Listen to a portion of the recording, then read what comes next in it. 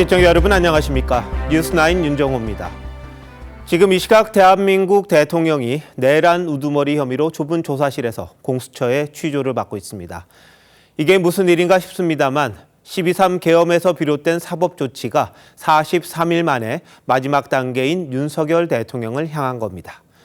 천여 명이 동원된 대규모 체포작전에서 불상사가 없었던 게 그나마 다행입니다만 대한민국의 국격은 오늘 땅으로 떨어졌습니다. 현직 대통령의 체포와 곧 있을 구속영장 청구 등이 전국에 어떤 영향을 미칠지는 두고 볼 일인데 빠른 시간 내에 우리나라가 정상화의 길로 접어들길 기원해 봅니다. 오늘 뉴스9은 사상 처음으로 현직 대통령을 체포해 조사하고 있는 공수처로 가봅니다. 한지은 기자, 윤 대통령 조사 아직 진행 중인 거죠? 네, 저녁 7시부터 야간 조사가 이루어지고 있습니다. 밤 9시 넘어서도 조사를 하려면 피의자 동의가 필요한데 심야 조사 여부는 아직 확인되지 않았습니다. 관저에서 체포된 윤 대통령은 오전 10시 53분쯤 공수처에 도착했습니다. 3층 영상조사실에서 이재승 차장검사가 가장 먼저 조사에 나섰습니다. 이 차장은 공수처에 흔치 않은 검사 출신으로 윤 대통령보다 사법연수원 7기수 후배입니다. 윤 대통령이 오늘 공개된 SNS 글에서 탄핵 소추된 뒤 대통령님을 실감했다며 아이러니라고 표현했는데요. 현직 대통령 첫 피의조사 현장도 역사의 아이러니란 평가가 나옵니다. 이어 오후부터는 이대환 부장, 차정현 부장이 한두 시간씩 돌아가며 조사를 하고 있습니다. 이제 조사는 10시간째, 또 휴식 시간을 빼면 8시간째 이어지고 있습니다.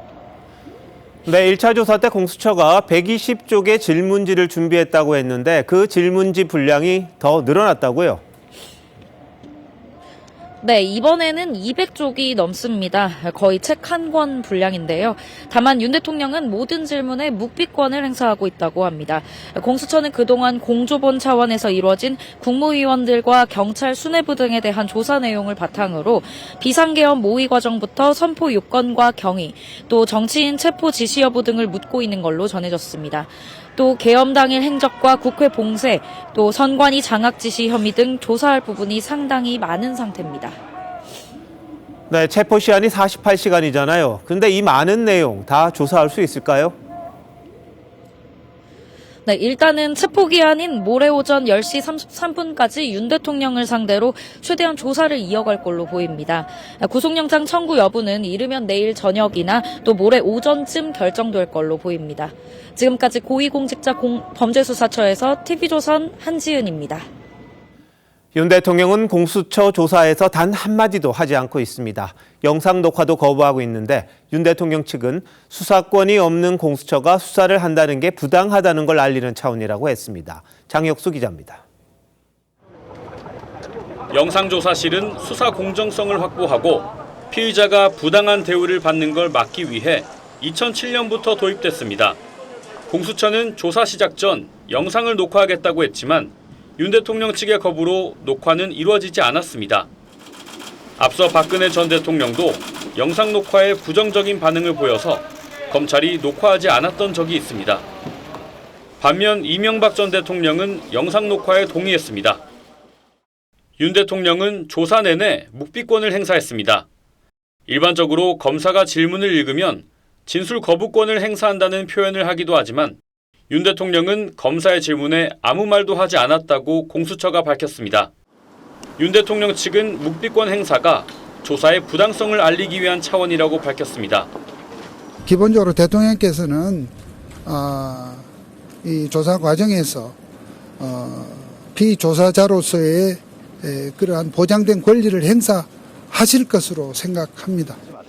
과거 전두환, 노태우, 노무현, 이명박, 박근혜 전 대통령 등이 검찰 조사를 받았지만 진술을 전면 거부한 사람은 없었습니다.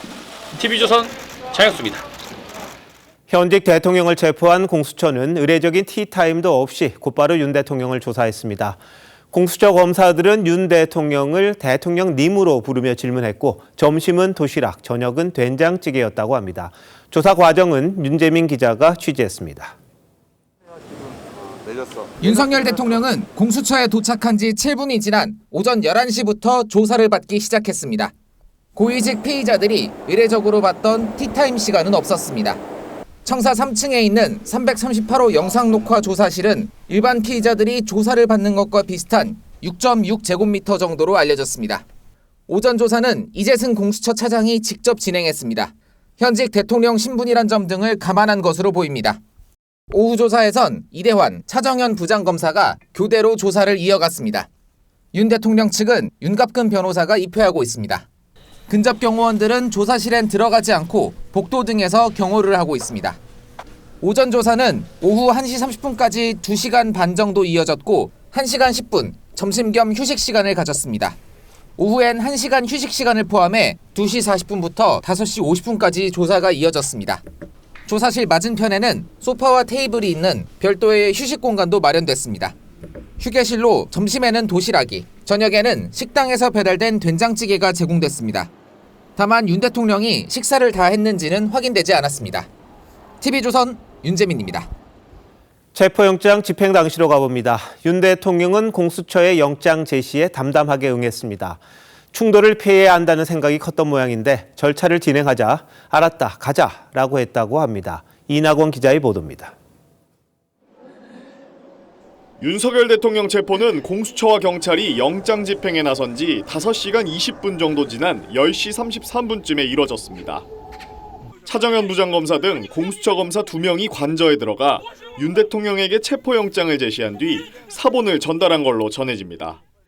두 검사는 형사소송법에 따른 절차대로 영장 내용을 설명하고 변호사를 선임할 수 있다는 미란다 원칙을 고지한 걸로 알려졌습니다. 국민의힘 윤상현 의원은 윤 대통령은 사실 모든 걸 각오했다며 알았다, 가자고 말한 뒤 관저를 나섰다고 상황을 전했습니다. 이 영장 집행 과정에서 불상사가 일어나면은 또 이걸 되게 노심초사하셨거든요. 그래서 내가 빨리 나가겠다 해서 나가셨고요. 체포영장엔 성명 윤석열, 직업 공무원, 대표 혐의로 내란 우두머리가 적혀 있었습니다. 함께 발부된 수색영장엔 한남동 관저 외에 안전가옥과 서초동 사저도 포함된 걸로 확인됐습니다. 서울서부지법이 지난달 31일 처음 발부한 영장에는 국가기밀시설은 책임자 승인 없이 수색할 수 없다는 형사소송법 110조 등을 배제해서 논란이 됐었습니다. 하지만 서부지법의 다른 영장 판사가 발부한 두 번째 영장엔 이 내용이 적시되지 않았습니다. TV조선 이낙원입니다.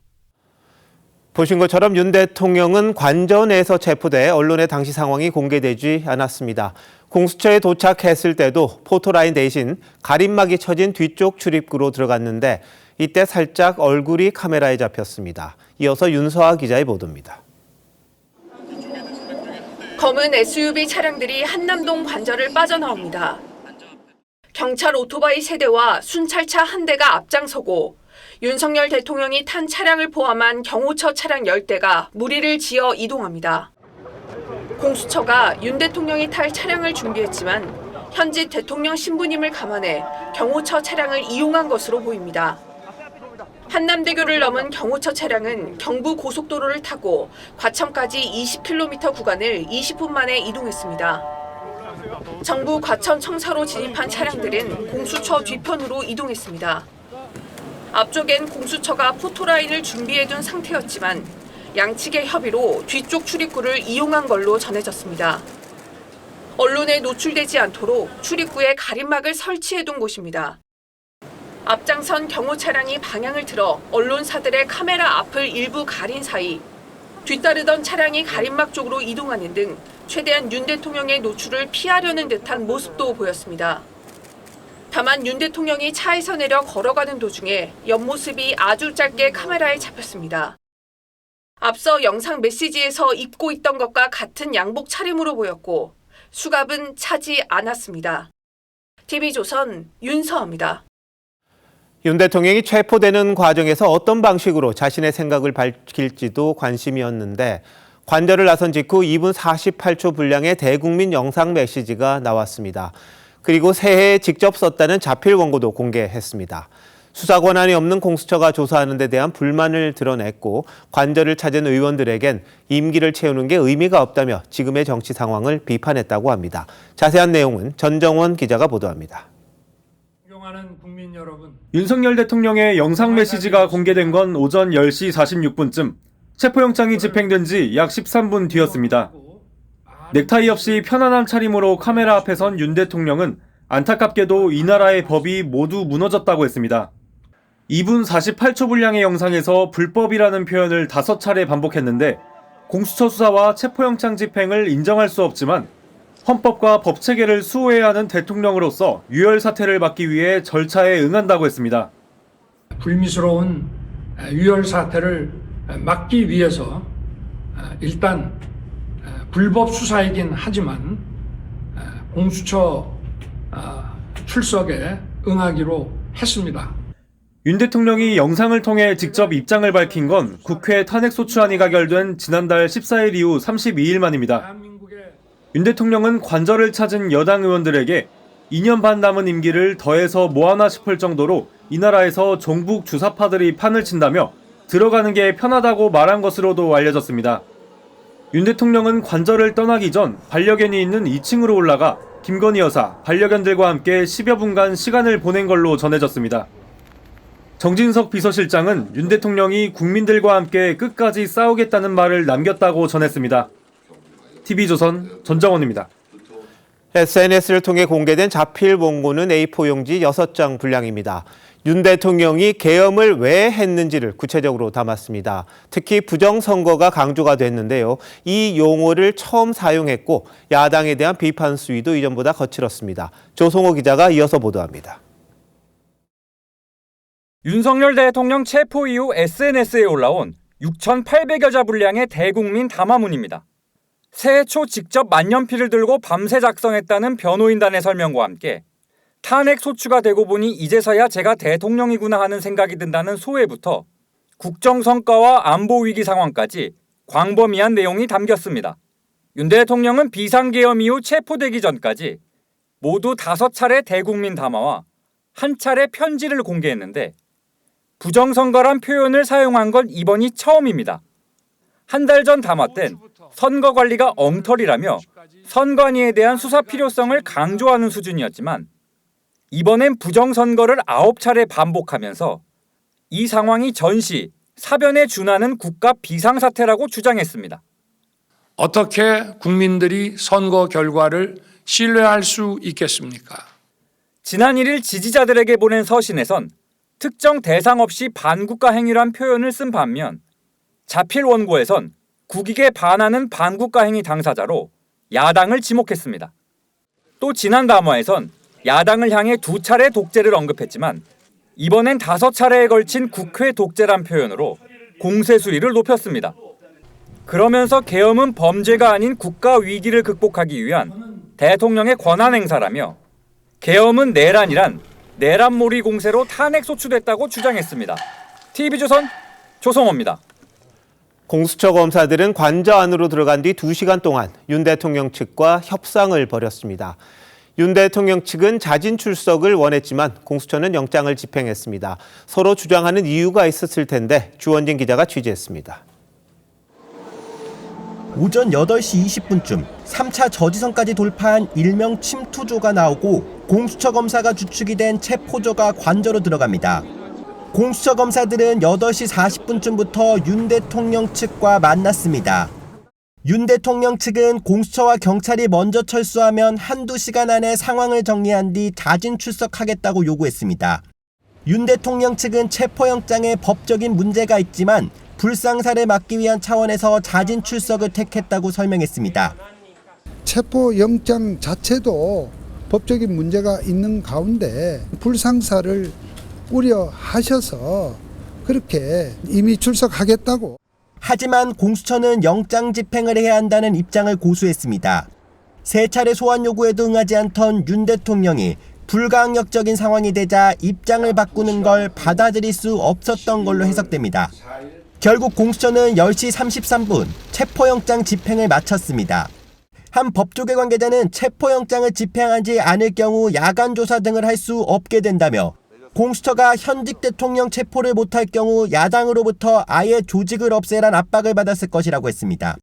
TV조선 주원진입니다. 윤 대통령은 체포기간 동안 공수처 조사를 받는 시간을 제외하면 서울구치소에 구금됩니다. 현직 대통령으로는 물론 처음이죠. 서울구치소에 조윤정 기자 나가 있습니다. 조 기자, 아직 윤 대통령이 온 건 아니죠? 네, 아직 도착하진 않았습니다. 과천 공수처에서 서울구치소까지는 차로 약 10분 정도 되는 거리인데요. 보통 법무부 호송버스를 타고 이동하는데 현직 대통령인 만큼 경호처 차량을 타고 이동할 수도 있습니다. 윤 대통령은 영장실질심사 결과를 기다리는 피의자들이 머무는 공간에 구금될 예정입니다. 사실상 독방입니다. 구치소에 도착하면 신분 확인부터 하고 이후 간단한 건강검진을 합니다. 기본 물품도 지급되는데 체포된 상태라 수용자복을 입지는 않을 것으로 보입니다. 그런데 구치소 앞에 혹시 지지자들이 모이고 있는 겁니까? 네, 아직 지지자들이 많이 모이진 않았습니다. 다만 한남동 대통령 관저 앞에 모였던 지지자들이 추후 나중에 이곳으로 모일 가능성은 있습니다. 윤 대통령은 체포 기간 동안 독방에 수감될 가능성이 큽니다. 앞서 박근혜 이명박 전 대통령도 독방에 수감됐었습니다. 대통령 경호처 경호관은 구치소 밖에서 대기할 것으로 보입니다. 지금까지 서울구치소에서 TV조선 조윤정입니다. 네, 사상 초유의 사태인 만큼 정리되지 않은 논란 여전히 많습니다. 법조팀 이재준 기자와 이야기 좀 나눠보도록 하겠습니다. 이 기자, 아까 리포트에도 나왔습니다만 윤 대통령 측과 공수처 자진 출석이냐 영장 집행이냐 이걸 놓고 줄다리기를 했었잖아요. 근데 윤 대통령 측이 자진 출석을 주장하는 이유는 뭡니까? 네, 윤 대통령 입장에선 아무래도 자진 출석 형식을 취하는 게 향후 법적 공방에서 다소 유리한 입지를 차지할 수 있다, 이런 보관도 있었던 것 같습니다. 만약에 구속영장이 청구가 되면 법정에서 구속의 부당함을 따질 수도 있고요. 또 체포된 게 아니라 자진 출석하게 되면 당장 오늘 조사가 끝나면 구치소가 아니라 관저나 자택으로 돌아갈 수도 있습니다. 공수처의 수사가 부당하다는 입장이지만 불상사를 막기 위해서 협조했다, 이런 점을 국민들에게 호소하는 측면도 있었을 것으로 보입니다. 네, 윤 대통령이 오늘 육성 메시지에서도 밝혔습니다. 공수처가 수사권이 없다, 이런 주장이잖아요.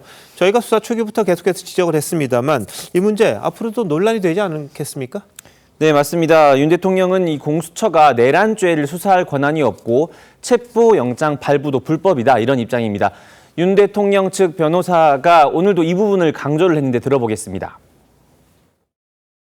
공수처는 대통령에 대해서 내란죄의 수사권이 없을 뿐만 아니라 특히 서울 서부지방법원에 체포영장을 청구해서 발부받은 것은 명백한 불법입니다.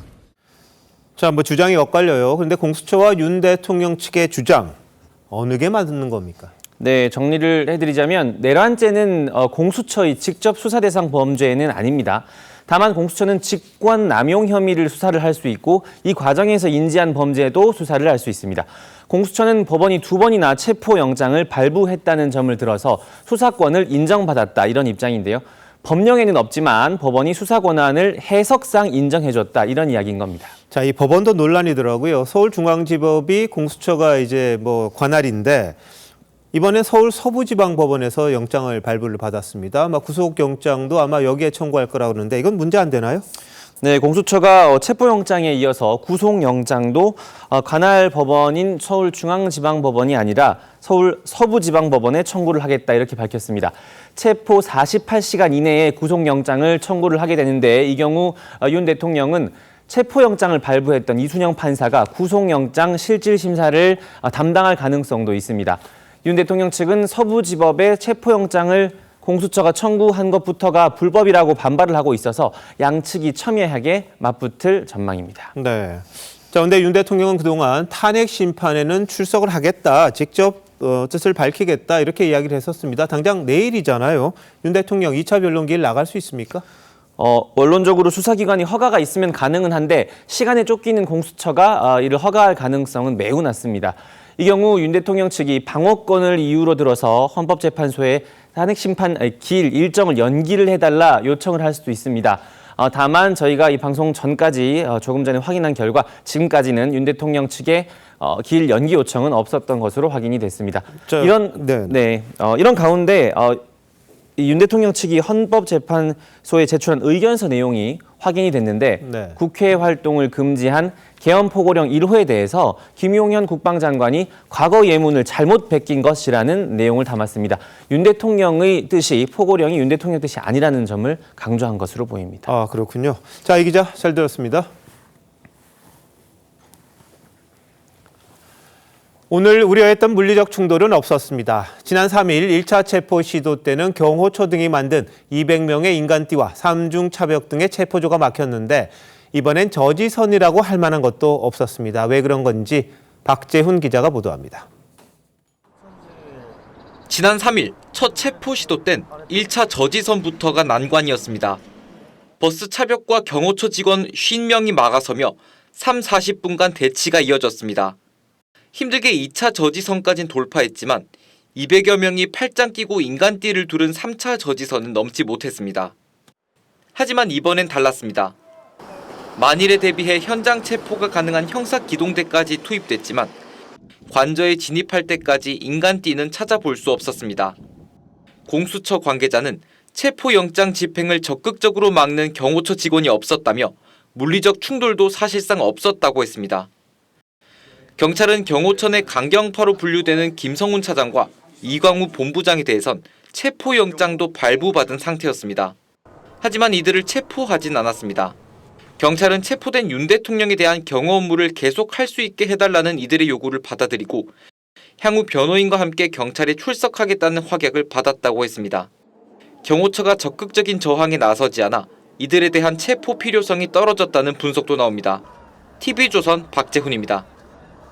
오늘 영장 집행엔 1차 시도 때보다 7배가 넘는 1,100명 정도가 투입됐습니다. 수적 열세로 발길을 돌려야 했던 1차 때의 실패를 다시 겪지 않기 위해서였는데 경호처가 막아서진 않았습니다만 철조망과 차벽 때문에 산길로 돌아가기도 했습니다. 이어서 송민성 기자입니다. 경찰 수사관들이 사다리를 놓고 버스 지붕에 올라갑니다. 이어 반대쪽으로 사다리를 내려 차벽을 넘습니다. 버스가 살짝 움직이고 벌어진 틈새로 경찰 수사관들이 진입합니다. 뒤를 이어 공수처와 경찰 조끼를 입은 인력들이 우르르 이동합니다. 지난 1차 집행 때는 공주본에서 150명이 출동했고 관저 내부엔 80여 명만 진입했었습니다. 하지만 오늘은 수도권 광역수사단 소속 형사기동대 등 경찰 인력만 1,100명이 투입됐습니다. 7배 넘게 늘어난 숫자입니다. 관저 외곽 집회를 관리하는 경찰 기동대도 대폭 늘었습니다. 지난번엔 45개 부대 2,700명이 동원됐는데 이번엔 54개 부대 3,200명이 투입됐습니다. 인력 규모로 경호처를 압도한 공조보는 다양한 방식으로 관저 접근을 시도했습니다.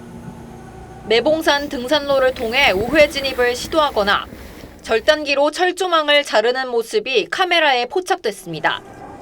사다리차나 견인차 등 특수장비 투입도 거론됐지만 경찰은 일반 사다리와 절단기 외에 별다른 장비는 쓰지 않았다고 설명했습니다. TV조선 송미선입니다. 경호관들의 움직임 지난 1차 때와는 사뭇 달랐습니다. 상당수가 대기동에 머물며 사실상 길을 터줬고 일부는 예정된 휴가를 사용하면서 자리를 피했습니다.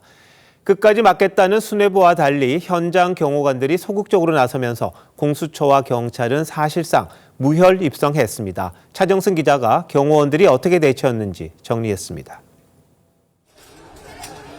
관저 입구에서 체포영장 집행을 시도하는 경찰을 경호처 직원들이 막아섭니다. 하지만 수적 열세에 1차 저지선이 붕괴돼 관저 문이 열린 이후론 적극적으로 방어하지 않습니다. 관저에 진입한 공수처와 경찰 수사관들이 주변 철조망을 제거하고 저지선을 넘어도 멀리서 지켜보거나 유선으로 보고할 뿐입니다. 지난 3일 1차 영장 집행 당시엔 수방사 55경비단 병사들과 인간벽을 만들어 저지했던 것과 비교하면 분위기가 확연히 달라진 겁니다. 경호관 다수는 관저 내 대기동에 머물렀고 상당수는 예정된 휴가를 그대로 사용하며 자리를 피했습니다.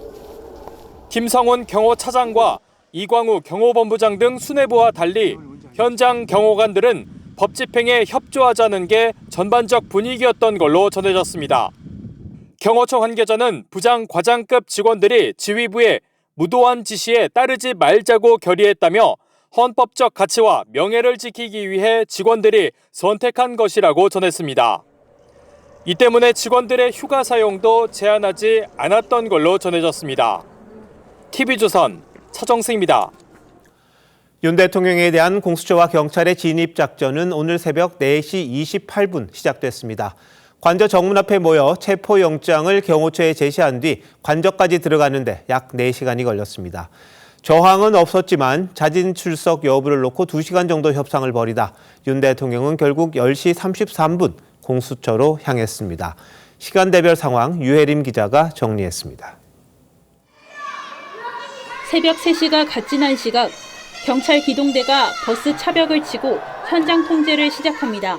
안전하게 경찰관이 이동 및 안내 조치하겠습니다. 경찰청 형사들이 버스에 올라탑니다. 준비 물품을 가득 싣고 김밥을 나눠주며 장기전에 대비합니다. 공수처와 경찰 형사기동대는 새벽 4시 28분쯤 관저 앞에 모였고 경호처에 체포수색영장을 제시합니다. 윤 대통령 측 변호인단과 국민의힘 의원들이 막아서면서 관저 입구로 진입하는 데 2시간 정도 걸렸습니다.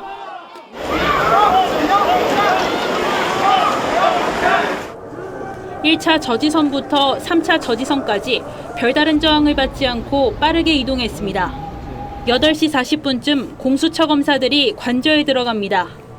윤 대통령 측 변호인단과 공수처 검사들은 2시간 정도 자진 출석 여부를 놓고 협상을 벌였습니다.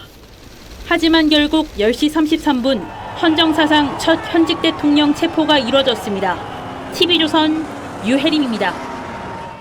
공수처가 윤 대통령에 대한 체포영장을 청구하고 집행하는 과정에 유독 여러 가지 잡음이 나오고 있습니다. 어제는 관저 출입 승인 공문을 놓고 진위 공방이 펼쳐졌는데 공문에 쪽지가 덧붙여 있고 군 부대장 직인도 공수처가 스스로 날인했다는 의혹입니다. 윤 대통령 측은 도장을 탈취한 위조 공문이라고 주장하는데 대체 무슨 일이 있었던 건지 윤동빈 기자가 어제 상황을 정리했습니다. 공수처가 어제 오후 2시 25분 수방사 55 경비단으로부터 받았다는 공문입니다.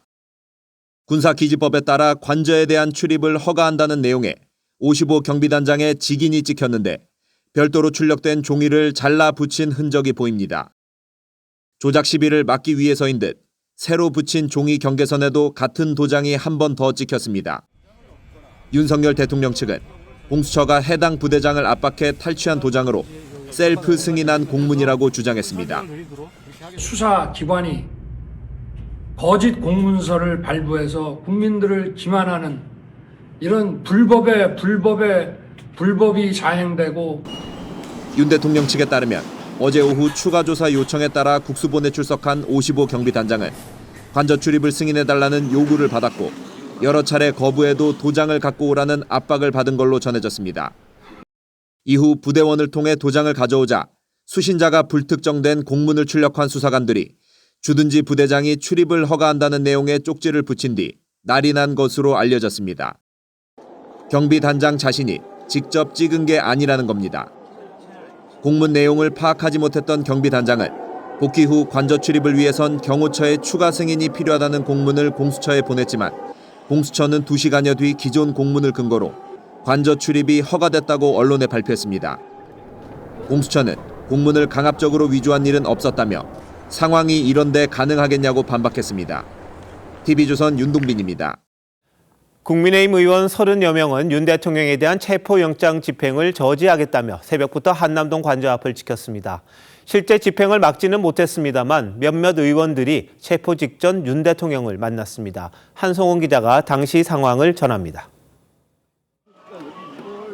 새벽 4시 반, 국민의힘 의원들이 대통령 관저 앞에 모였습니다.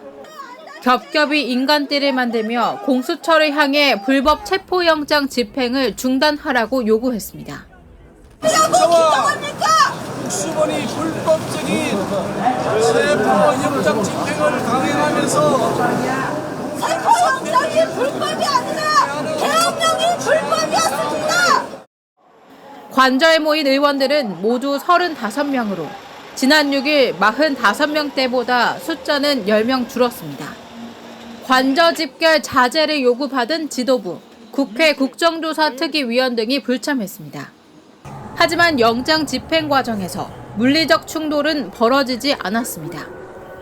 다만 일부 의원들이 관저 안으로 들어가는 과정에서 제지를 당하며 가벼운 부상을 입기도 했습니다. 지금 뭐 하시는 겁니까? 공개해 주세요, 빨리! 윤 대통령은 관저에 들어온 의원들과 1시간 30분가량 면담하며 당이 자유민주주의를 지켜내면 정권 재창출도 가능할 것이라고 말한 것으로 알려졌습니다. 김건희 여사도 면담 초반 잠시 동석했는데 수고하신다는 인사를 건넨 것으로 전해졌습니다. 가야 되겠다 이렇게 생각하신 것 같아요. 그래서 아마 어젯밤에 거의 잠을 못 주무셨다고 그러더라고. 윤상현 의원은 윤 대통령이 어젯밤 변호인단에게 줄 샌드위치 10여 개도 직접 준비했다고 전했습니다. TV조선 한송원입니다. 국민의힘 지도부는 대통령 체포가 수사를 위한 거라기보다 망신 주기 목적이 있다고 반발했습니다. 체포를 강행한 공수처장과 국가수사본부장을 직권남용 혐의로 고발하기도 했습니다. 이어서 장윤정 기자입니다. 윤석열 대통령 체포 직후 진행된 국민의힘 의원총회 자리에서 당 지도부는 체포를 주도한 공수처와 경찰을 강하게 비판했습니다. 권영세 비대위원장은 대통령 망신 주기가 목적이라고 성토했고 사전 구속영장을 청구한다면 심사에 응하겠다고 분명히 밝힌 바가 있었습니다. 공수처가 체포를 고집했던 이유는 분명합니다. 대통령 망신 주기.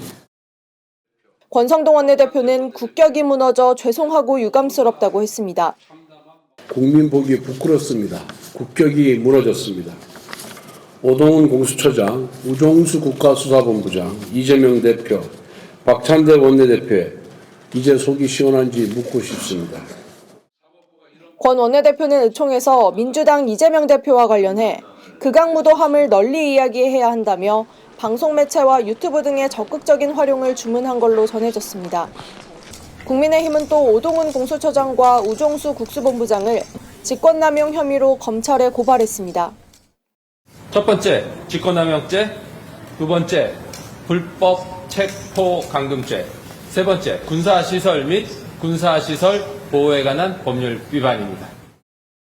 오세훈 서울시장과 원희룡 전 국토부 장관은 불구속 수사를 촉구했습니다. 오 시장은 공수처가 수사 과정에서 위법 불법 논란으로 국론을 분열시켰다며 이제라도 손을 떼고 불구속 수사할 것을 촉구했고 원희룡 전 장관도 윤 대통령이 영장 집행에 협조했으니 구속 시도는 중단하라고 했습니다. TV조선 장윤정입니다. 윤 대통령에 대한 체포영장이 집행되자 이재명 민주당 대표는 안타까운 일이라고 했습니다. 하지만 민주당 일부에서는 벌써부터 법정 최고형을 주장합니다. 현재 받고 있는 내란 혐의의 최고형, 사형입니다. 장세희 기자가 취재했습니다. 오전 7시부터 의원총회와 지도부 회의를 잇따라 열었던 민주당은 윤석열 대통령 체포 소식이 알려지자 다시 의원총회를 열었습니다. 회의장에 틀어놓은 뉴스 화면에서 윤 대통령의 영상 메시지가 나오자 의원들은 한숨을 쉬거나 고개를 저었습니다.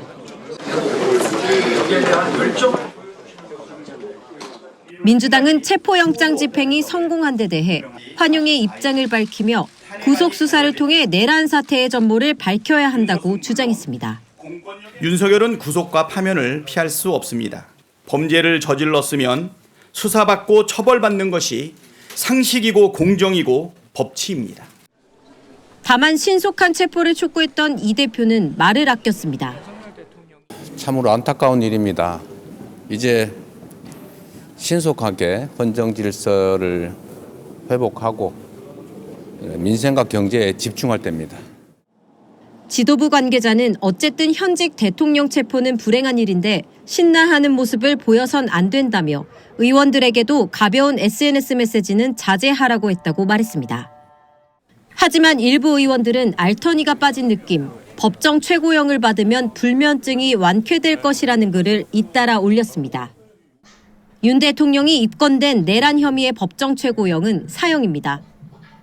문재인 전 대통령은 둘로 나누어진 국민 마음이 하나로 모아져야 한다며 정치인과 언론이 역할을 해달라고 당부했습니다. TV조선 장세입니다. 계엄 선포 43일 만에 현직 대통령이 수사기관에 체포돼 구금을 앞둔 상황.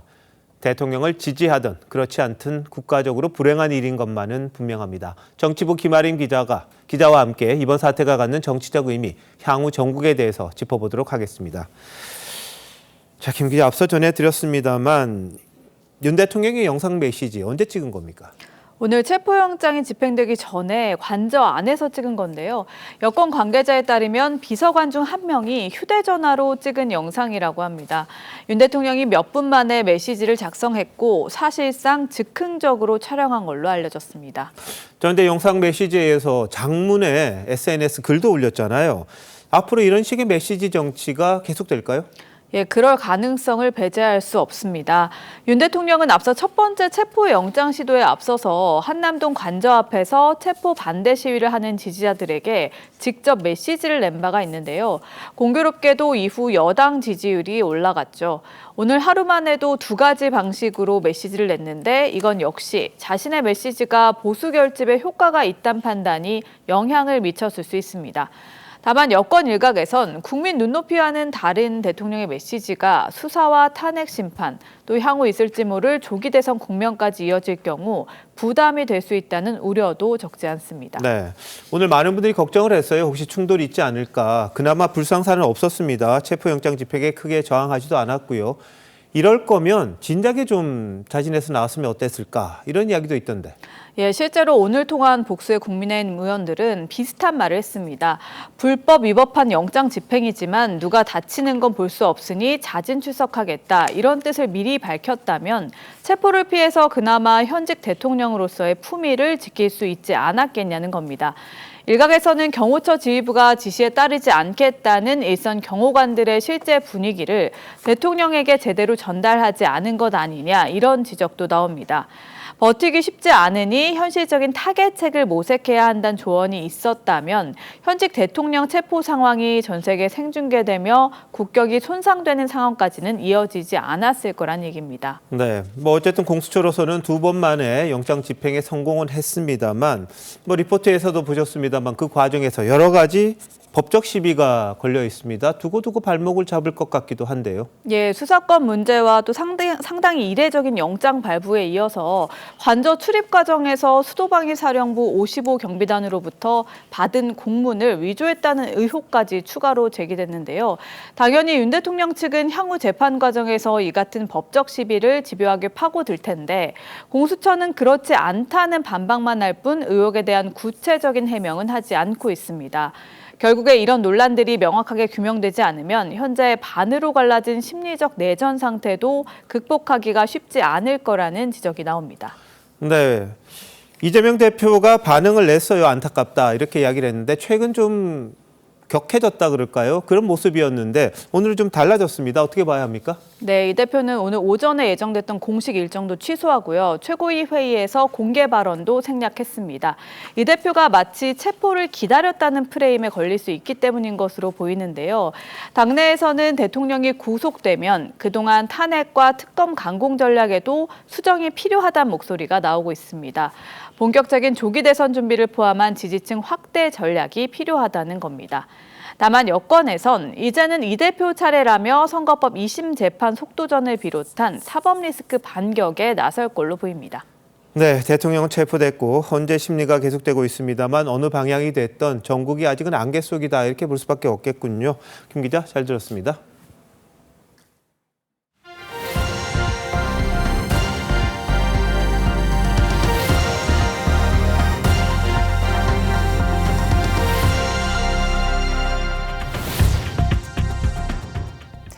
대통령실은 정진석 비서실장 주재로 긴급회의를 열었습니다. 흔들림 없이 소임을 다하자는 당부가 나왔다고 하는데 취재기자 연결해 보겠습니다. 정민진 기자, 대통령실 내부 당혹감도 클 것 같은데 실제 기류는 어떻습니까?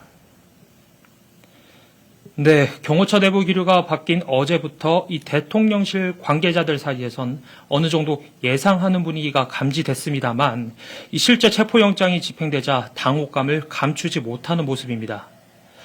체포가 된 지 3시간 반이 지난 오후 2시쯤 긴급 수석회의를 소집한 정진석 비서실장은 흔들림 없이 각자 자리에서 소임을 다해야 한다고 당부를 했습니다. 특히 대내외 불확실성이 커지는 상황에서 국가 안보와 국민 안전을 우선할 것이라고 밝혔는데요. 앞서 정진석 실장을 비롯한 일부 비서관급 참모들과 직원 다수가 이른 새벽에 관저를 찾았고 영장 집행 과정을 지켜본 것으로 알려졌습니다. 네, 이제 관저엔 김건희 여사 혼자 남아있을 텐데 관저 분위기는 어떻습니까? 네, 김건희 여사는 체포영장 집행 직전까지 한남동 관저에 있는 주거동에서 윤 대통령과 함께 있었던 것으로 전해졌습니다.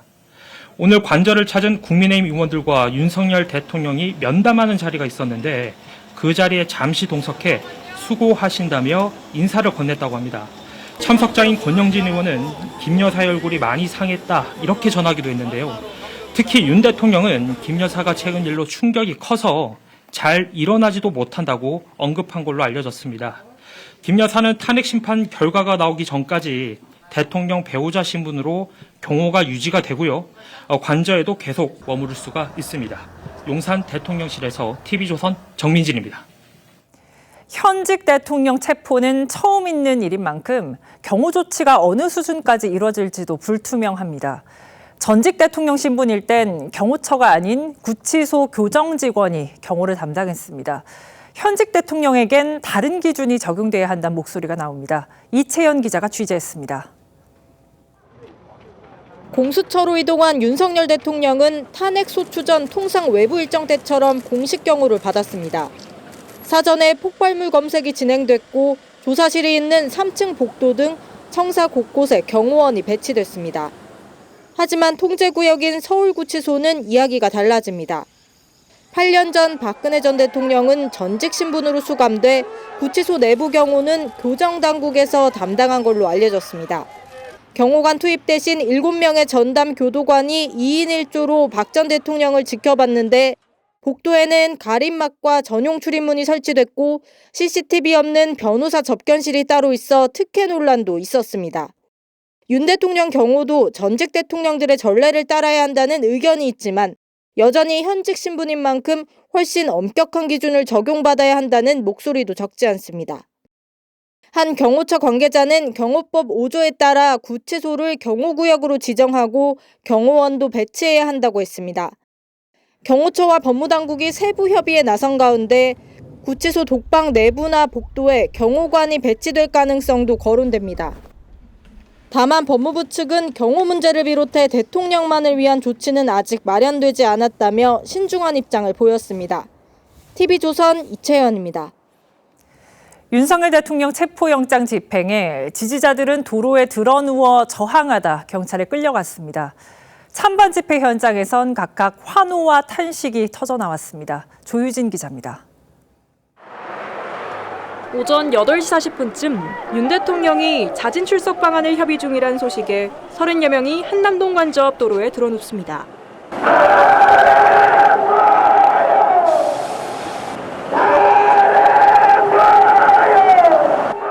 출근길 차량들은 꼼짝도 못하고 일대 교통은 마비됐습니다. 오전 9시 20분쯤 분노한 일부 지지자들은 체포를 막겠다며 경찰 바리게이트를 흔들고 고함을 지르기도 했습니다.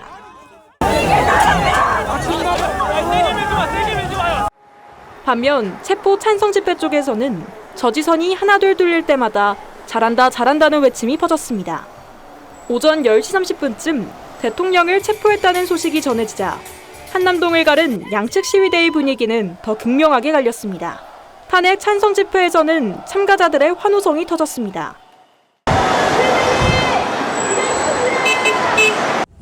반대쪽에선 오열과 탄식이 쏟아졌습니다. 오전 11시 30분쯤 되자 경찰 질서유지선이 철거되고 밤새 차로까지 넘어서서 자리를 차지하고 있던 시민들이 대거 현장을 빠져나갔습니다. 지지자들은 윤 대통령이 조사받고 있는 과천 공수처 청사 앞으로 자리를 옮겨 집회를 이어가고 있습니다. TV조선 조유진입니다. 윤석열 대통령 체포 소식에 미국 백악관은 새벽 시간 성명을 내고 굳건한 한미동맹을 강조했습니다. 각국 언론들도 사상 초유의 현직 대통령 체포 상황을 긴급하게 전했습니다. 워싱턴 연결하겠습니다. 이태영 특파원, 미국 정부 반응 자세히 전해주시죠. 네, 워싱턴 시간은 지금 아침 7시 30분을 넘어섰는데요. 미국 백악관 국가안전보장회의는 현지 시간 15일 새벽에 대변인 명의의 성명을 내고 헌법을 준수한 한국 정부와 시민들의 모든 노력에 감사하다며 미국은 한국 정부와 계속 협력할 것이라고 밝혔습니다. 최상목 대통령 권한대행에 대한 협력 의지와 한미 동맹의 굳건함도 강조했습니다. 국가안전보장회의는 한국 국민에 대한 미국의 지지는 변함없다며 한국 정부와의 협력에 전념한다고 밝혔습니다. 네, 외신들은 이번 대통령 체포를 어떻게 평가했습니까? 네, 외신들은 대통령 체포 상황을 실시간 속보로 전하며 어떤 여파가 있을지 예의주시하고 있습니다. 미국 CNN은 긴급 속보로 체포 소식을 전하며 윤 대통령이 경호팀에 둘러싸여 요새화된 관저에 머물며 체포를 피했다고 지적했습니다. Yoon says he surrendered to authorities hoping to prevent bloodshed. Hundreds of opponents and supporters turned out in Seoul as authorities moved in to take him away.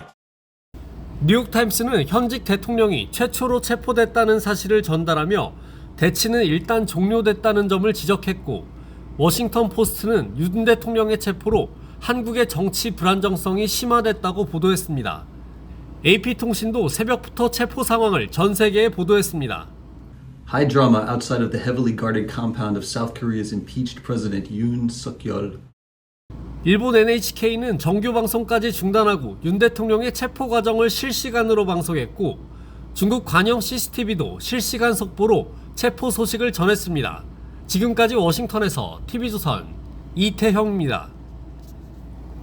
네, 방금 들어온 속보 하나 전해드리겠습니다. 윤석열 대통령이 11시간 만에 공수처 조사를 마치고 지금 서울구치소로 이동 중이라고 합니다. 자세한 소식은 더 들어오는 대로 전해드리도록 하겠습니다. 네, 다음 소식 전해드리겠습니다. 탄핵소추대 직무가 정지된 한덕수 국무총리가 국회에서 열린 내란 혐의 국정조사 특위에 나왔습니다. 비상계엄은 잘못됐다고 생각한다며 거듭 사과했습니다. 윤석열 대통령의 체포 소식엔 모든 국민은 헌법과 법률을 따라야 한다고 했는데 공수처 수사에 응해야 한다는 취지로 풀이됩니다. 최원국 기자입니다. 탄핵소추 19일 만에 공식 석상에 처음으로 모습을 드러낸 한덕수 국무총리는 최선을 다했지만 비상계엄을 막지 못했다며 재차 고개를 숙였습니다. 저희로서는 최선을 다했다고 생각합니다만 정말 안타깝게 생각하고 국민들한테 죄송하게 생각합니다. 계엄은 잘못된 것으로 생각한다며 국무위원들은 누구도 계엄에 찬성하지 않았다고 했습니다. 윤 대통령이 영상 메시지에서 공수처 수사와 법원의 영장 발부가 모두 불법이라고 주장한 데 대한 생각을 묻는 민주당 의원 질문에도 답했습니다. 모든 국민은 헌법과 법률에 따라야 된다고 생각하고요. 대통령님께서도 자신의 결정에 대해서 법적, 정치적 책임을 지겠다고 말씀. 체포영장 집행에 따라야 한다는 취지로 해석됐습니다. 한 총리는 다만 자신의 탄핵 사유가 된 헌법재판관 임명 거부에 대해선 여야 간 합의 없이 임명된 경우가 없다는 기존 입장을 재확인했습니다. 그러면서 여야가 나라를 제대로 세우기 위해 진심을 다해야 한다고 당부하기도 했습니다. 세계적인 추세, 경제, 금융시장 이런 걸로 봤을 때 정말 심각합니다. 여야가 이번에 제대로 하지 못하면 정말 두고두고 우리 역사의 죄인이 될 것이다.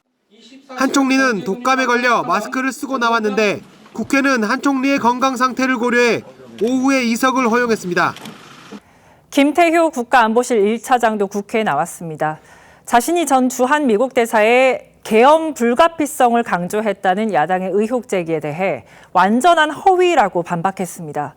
중앙선관위 사무총장은 윤석열 대통령이 제기한 부정선거 의혹을 부인하면서 압수수색 영장을 받아오면 당당하게 응하겠다고 했습니다. 이태희 기자입니다. 김태효 국가안보실 1차장은 야당이 계엄과 관련해 제기한 의혹을 전면 부인했습니다. 계엄 해제 직후 당시 골드버그 주한 미 대사와 통화는 했지만 야당 주장대로 계엄이 불가피했다고는 하지 않았던 겁니다. 정보가 없어서 같이 상황을 지켜보자고 했고 그리고 끊었습니다. 완전한 허위라고 봅니다. 시점과 내용이 전부 거짓입니다. 야당은 해당 의혹을 근거로 내란 세력이 살아 움직이고 있다고 주장하면서도 근거를 제시하진 않았습니다.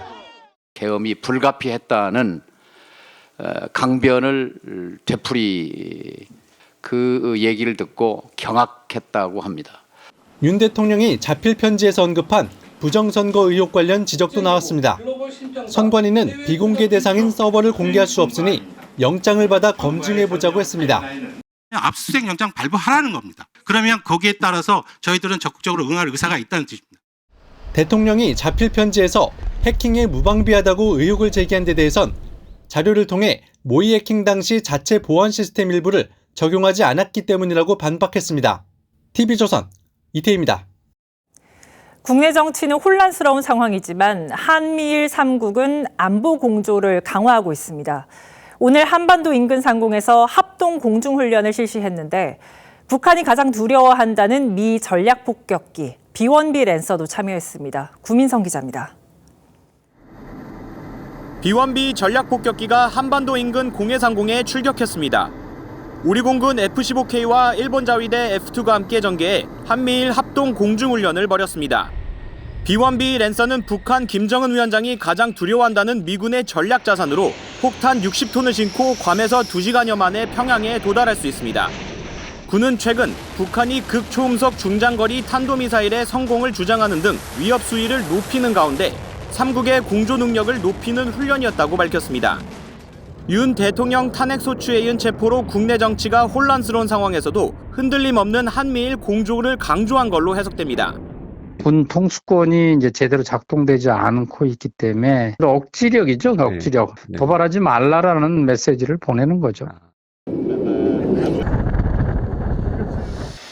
한미 공군은 지상 전력의 공중 화력을 제공하는 별도의 훈련도 진행했습니다. 우리 공군의 F-15K와 미 공군의 A-10 공격기 등 총 4대가 참여했습니다. 이에 앞서 한미일은 지난해 암호화폐 9,600억 원 탈취 사건을 북한 소행으로 지목하며 사이버 범죄를 경공하는 첫 공동성명도 발표했습니다. TV조선 구민성입니다. 민주당 이재명 대표의 공직선거법 사건 2심 재판부가 2달 동안 새로운 사건을 맡지 않기로 했습니다. 이 대표 사건을 신속하게 처리하겠다는 의지를 보인 겁니다. 장동욱 기자입니다. 이재명 대표는 지난해 11월 15일 공직선거법 1심 재판에서 징역형 집행유예를 선고받았습니다. 지난 대선 과정에서 이 대표가 허위 사실을 공표한 혐의를 1심 재판부가 인정한 겁니다. 법원은 고 김문기 전 성남도시개발공사 처장과 골프를 친 사실을 부인하고 백현동 옹벽 아파트 부지 용도 변경을 국토부 협박 때문이라고 한 발언을 유죄로 판단했습니다. 만약에 안 해주면 직무유기 이런 걸 문제 삼겠다고 협박을 해서 이 대표와 검찰 양측의 항소로 오는 23일 항소심 첫 재판이 열리는데 서울고법 형사 6부는 3월 12일까지 2달간 새 사건을 맡지 않기로 했습니다. 집중 심리가 필요한 경우 재판부가 신권 배당 중지를 요청할 수 있도록 한 대법원 예규에 따른 겁니다. 이 대표 항소심 재판에 속도를 내겠다는 의미로 해석됩니다. 이 대표는 위증교사 혐의 항소심도 앞두고 있는데 이 재판을 담당하는 서울고법 형사 3부는 아직 배당 중지를 요청하지 않았습니다. TV조선 장도우입니다. 현행법상 공직선거법 사건 항소심과 대법원 판결은 각각 석 달 안에 이뤄져야 합니다. 이 대표의 1심 선고가 2달 전에 나왔으니까 항소심 판결까지는 이제 한 달 남은 겁니다. 앞서 보셨듯 재판부가 속도를 내겠다는 의지가 강하지만 기한을 맞출 수 있을지는 미지수입니다. 정준영 기자입니다. 항소심 재판부는 지난달 초 이재명 대표의 주거지로 소송 서류를 2차례 보냈지만 이사를 가거나 집에 사람이 없다는 이유로 송달이 되지 않았습니다. 결국 법원 집행관이 국회까지 찾아간 지난달 18일에야 이 대표는 서류를 받았습니다. 이미 1심 판결로부터 한 달이 넘게 지난 시점이었습니다. 재판 계속 공전되는데 입장 부탁드립니다. 결국 첫 재판은 1심 판결이 나온 지 2달이 훨씬 지난 오는 23일에야 열립니다. 공직선거법상 1심은 6개월, 2심과 3심은 각각 3개월 안에 판결을 해야 합니다. 이른바 633 원칙입니다. 이 대표는 1심에서 징역형을 선고받았기 때문에 대법원에서 확정되면 의원직을 잃고 대선에도 출마할 수 없습니다. 항소심 법원이 이 대표 재판부의 새 사건 배당을 중지하며 신속 재판 의지를 보였지만 3개월 안에 2심 선고가 날 가능성은 낮습니다. 실제 지난해 5월 집중 심리가 시작된 양승태 전 대법원장 항소심은 아직도 진행 중입니다. 이재용 삼성전자 회장의 불법 승계 의혹 항소심도 집중 심리 8개월 만인 다음 달 3일에야 선고 예정입니다. TV조선 정준영입니다. 한 인터넷 매체가 공천 개입 의혹을 수사하고 있는 검찰의 수사보고서 전문을 공개했습니다. 107쪽에 달하는데 대선 출마 이전부터 윤 대통령 부부가 명 씨로부터 여러 조언을 받은 내용이 고스란히 담겨 있었습니다. 김동영 기자입니다. 인터넷 매체 뉴스타파가 공개한 창원지검 수사보고서입니다. 지난해 11월 4일 작성된 이 보고서에는 명태균 씨가 윤석열 대통령 부부와 나눈 SNS 대화 사진 280장이 정리돼 있습니다. 우리 집 여사하고 주고받은 문자는 에피타이저도 아니에요. 그거 10배, 100배도 넘어요. 사회 파장이. 내용을 보면 국민의힘 대선 후보 경선 기간인 2021년 10월 김 여사가 경쟁자인 홍준표 후보 지지율이 앞선 것을 걱정하며 윤석열 후보가 야당 제1후보가 반드시 돼야 한다고 하자 명 씨는 그렇게 만들겠다며 안심시킵니다. 명 씨는 김 여사에게 대선 캠프 인사를 추천하거나 공보 등을 담당할 후보들의 세평도 해줬습니다. 윤 대통령도 명 씨와 문자를 주고받았는데 당내 경선 경쟁자인 홍 후보는 물론 민주당 이재명 후보 관련 여론조사 기관들을 공유하며 여론조작 의혹을 제기했습니다. 유튜브 출연이나 언론 인터뷰 방향 등에 대해서도 조언을 구했는데 명 씨는 도리도리는 부동시 때문이라고 하라고 하기도 했습니다. 대통령 당선 이후에도 대화는 이어졌는데 특히 헬로윈 참사 국정조사를 앞두자 명 씨는 특정 인물들을 국정조사위에 배치할 것을 제안했습니다. TV조선 김동열입니다. 이런 수사보고서를 소송이 아닌 다른 목적으로 유출하는 건 불법입니다. 한 시민단체가 유출 경로로 의심되는 피고인과 변호인 등 5명을 고발했습니다.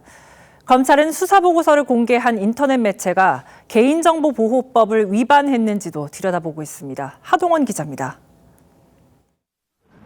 수사보고서 관련 내용의 확인 경로는 강희경 PC 본체입니다. 해당 PC는 명 씨가 여론조사업체 미래한국연구소에서 사용하던 것으로 강 씨가 자택에서 보관하던 것을 검찰이 입수해 저장 내용을 복구했습니다. 검찰은 수사보고서를 사건 피고인과 변호인 등이 복사할 수 있게 허용했는데 이들 가운데 누군가 인터넷 매체로 유출했을 것으로 보고 있습니다.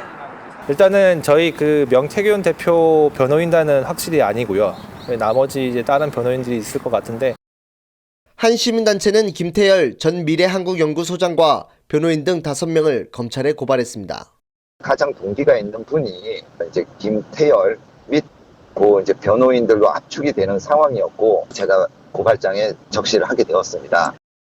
하지만 김 전 소장과 한 변호인은 유출한 사실이 없다고 밝혔습니다.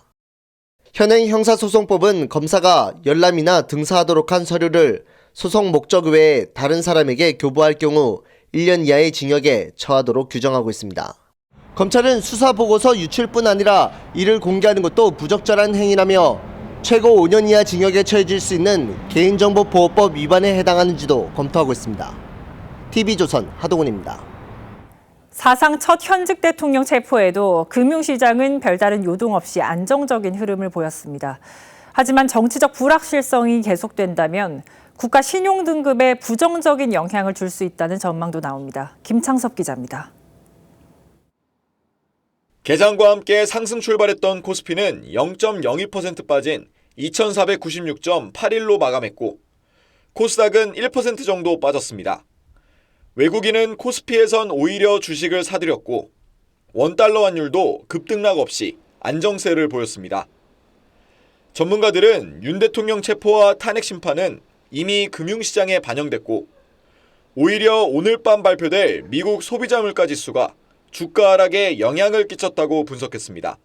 오늘 밤 발표되는 미국의 소비자 물가, 여기에 대한 경계 심리가 기관들을 중심으로 차익 실현에 대한 좀 명분을 제공했다. 다만 야당이 최상무 경제부총리까지 탄핵하려 할 경우 국가 신용등급이 떨어질 수 있다는 우려가 나오고 있습니다. 3대 글로벌 신용평가사는 정치적 불확실성이 장기화할 경우 외국인 투자 또는 기업 의사결정에 미치는 부정적 영향을 간과할 수 없을 것이라고 밝혔습니다. 궁극적으로는 헌법재판소의 판결이 나와야지 궁극적인 변화가 있지 않을까라는 예상을 하고 있습니다. IMF 당시 하락했던 우리의 신용등급은 회복하는데 최대 18년이 걸렸습니다. TV조선 김창섭입니다. 지난해 취업자 증가폭이 재작년에 비해 절반에 그쳤습니다. 코로나 이후 최악의 성적표입니다. 특히 지난달엔 계엄과 탄핵 정국 영향으로 약 4년 만에 처음으로 일자리가 줄었습니다. 송병철 기자입니다. 정부 세종청사 건너편에 있는 한 음식점. 침체된 경기로 가뜩이나 힘든데 탄핵 정국까지 겹쳐 연말부터 예약이 눈에 띄게 줄었습니다. 있던 직원도 내보냈습니다. 제일 먼저 줄일 수 있는 게 인건비잖아요. 사람 줄이는 거예요. 지난해 취업자 수는 15만 9천 명 늘었지만 재작년에 비해 절반 수준에 그쳤습니다.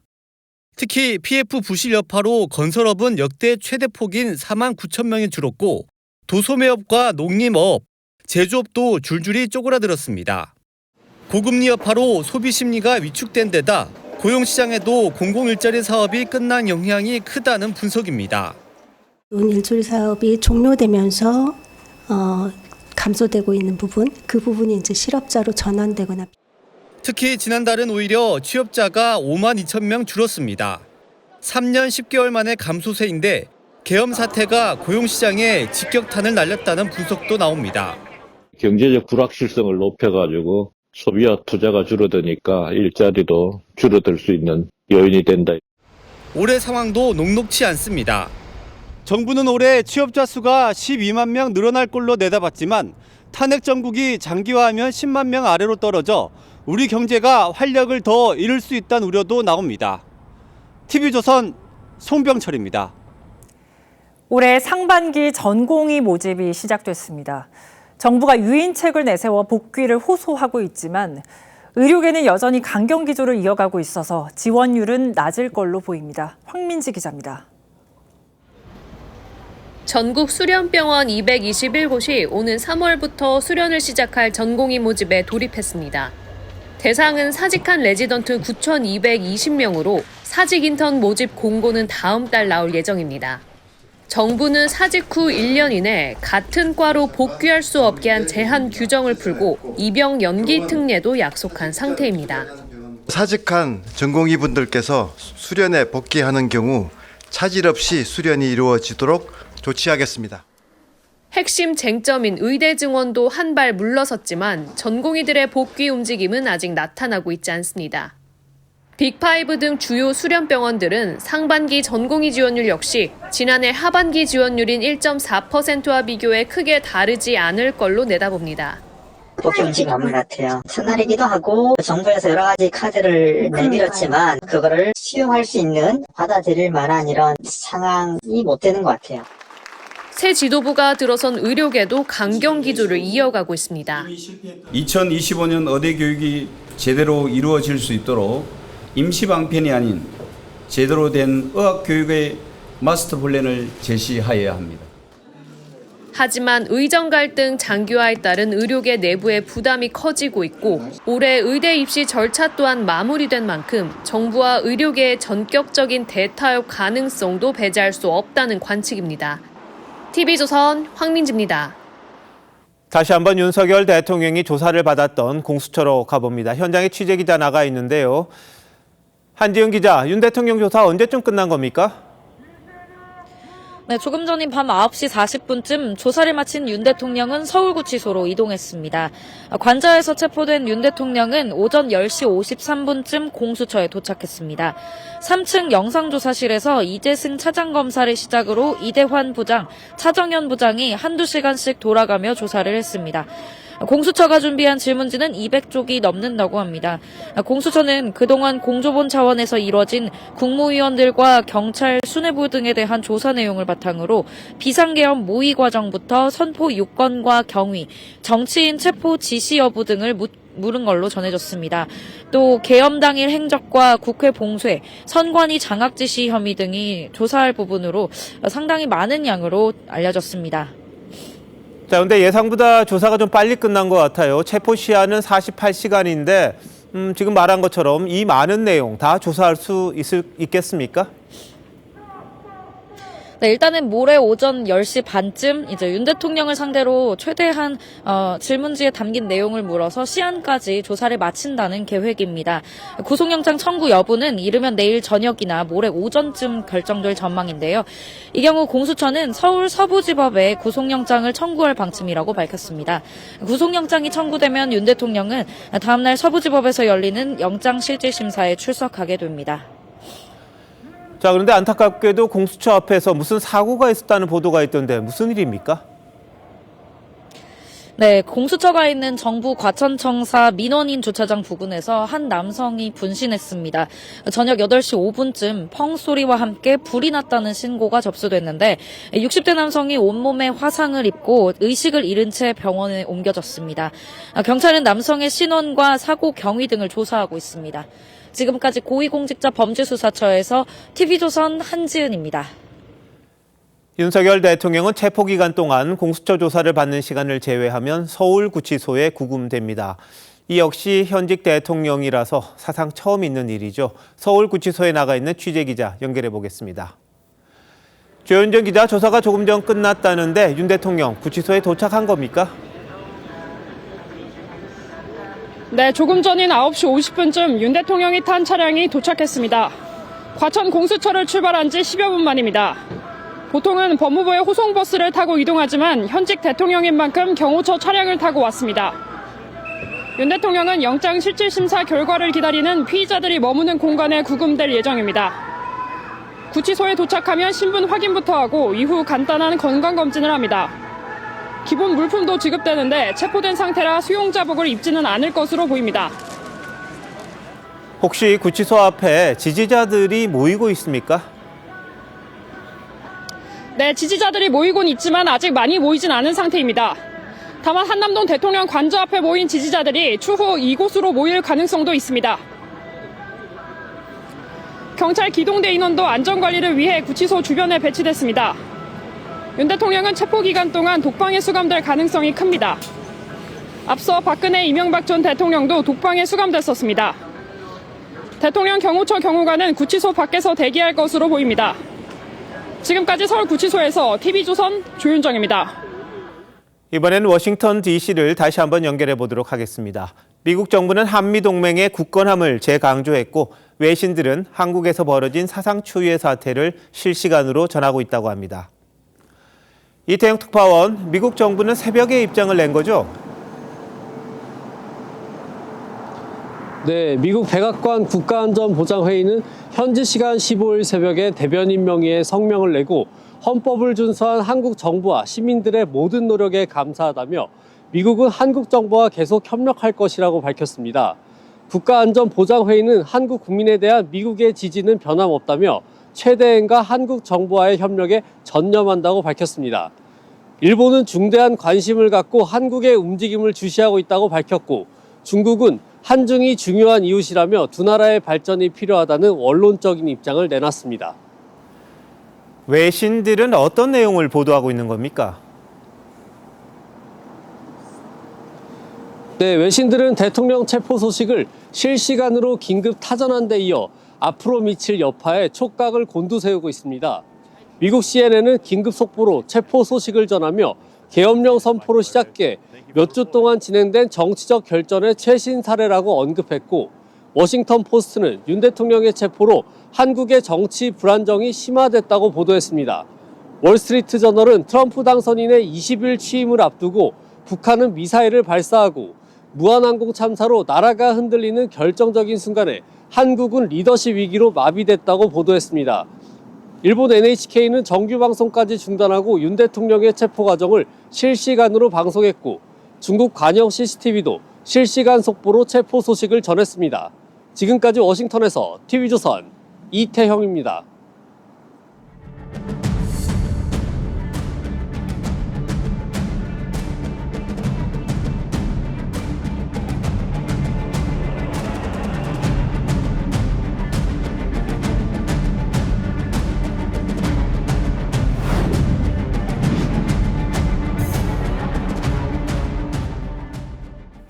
윤 대통령에 대한 공수처의 조사가 일단 마무리가 됐습니다. 첫날 조사이긴 합니다만 지금 윤 대통령 서울구치소로 가 있죠.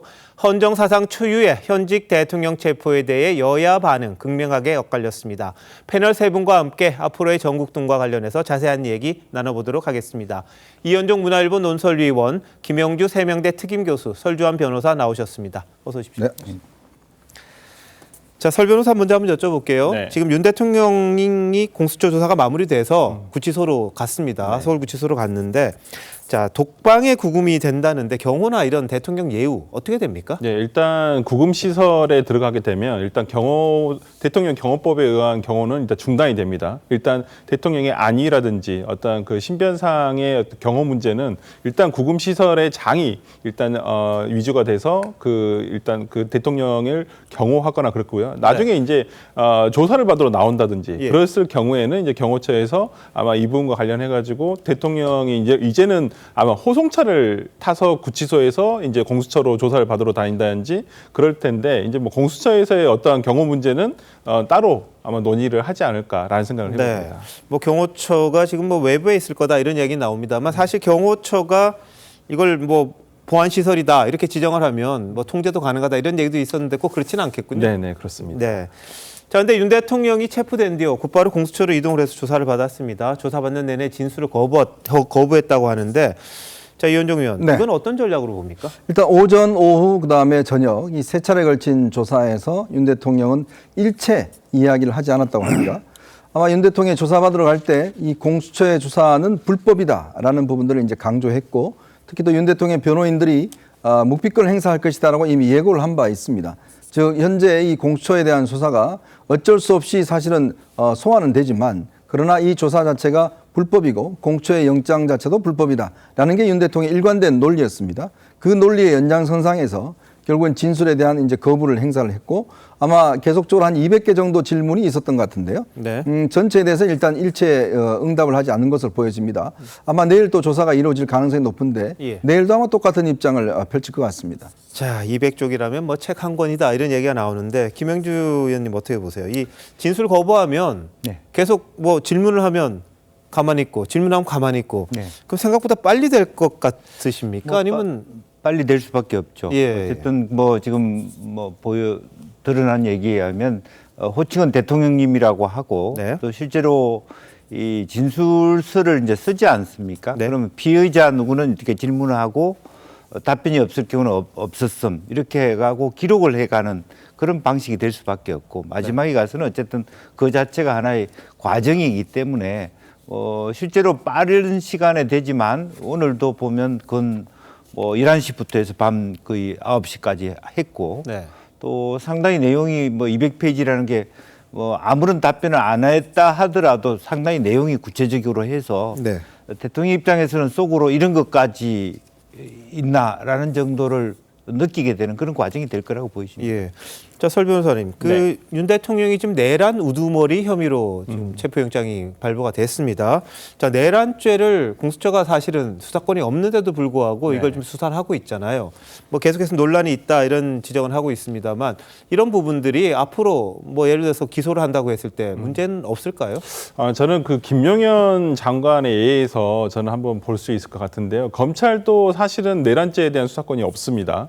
근데 지금 김용현 전 국방부 장관에 대한 기소 내용을 보게 되면 이 권한남용, 직권남용과 관련해가지고 그 연관된 수사로서 지금 그 내란죄를 목적으로 해서 기소까지 이어지게 됐거든요. 영장도 같은 이유에서 발부가 됐고요. 그렇다고 한다면 뭐 대통령과 국방부 장관을 동일시할 수는 없습니다만은 어쨌든 지금 법원에서는 직권남용과 연관돼서 지금 이 내란죄와 관련한 수사를 공수처라든지 검찰에서 충분히 할 수 있다라고 지금 보는 것 같습니다. 그래서 아마 이 부분과 관련해서 추후에 뭐 계속 대통령 측에서는 이거는 뭐 구속영장 단계에서도 분명히 어필을 할 거라고 생각을 하고요. 저는 뭐 영장이 발부가 된다 손 치면 아마 적부심을 신청했을 때도 아마 이 내용을 얘기를 할 거라고 생각은 듭니다만은 지금까지의 예로 봤을 때는 어떤 검찰이나 공수처에서 그러니까 직권남용과 연관된 내란죄를 아마 수사하는 거에 대해서는 아마 수사권이 있다라고 인정될 확률이 굉장히 높지 않나라는 생각을 해봅니다. 자, 이현종 의원. 뭐 하지만 국방장관하고 현직 대통령이라는 건 좀 차이가 있지 않겠습니까?